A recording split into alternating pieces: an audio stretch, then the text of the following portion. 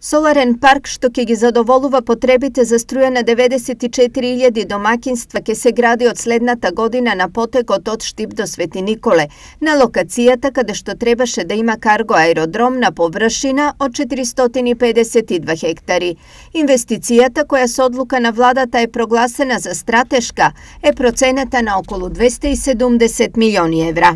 Согласно планот, првите количини на електрична енергија ќе протечат во текот на 2023 година, а целосна реализација се очекува до крајот на 2024 година.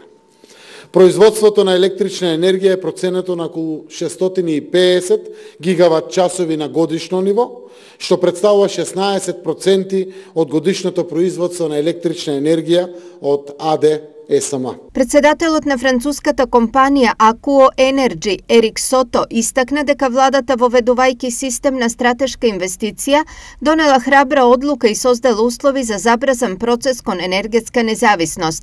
Екипата на Akuo Energy ќе работи со македонската администрација за да се изгради француско-македонскиот проект и да се потврди взаимната соработка, истакна Ското. Како што знае председателот на владата, десетина француски компании, секоја од нив меѓународно призната, во моментот работат на своето позиционирање на македонскиот пазар.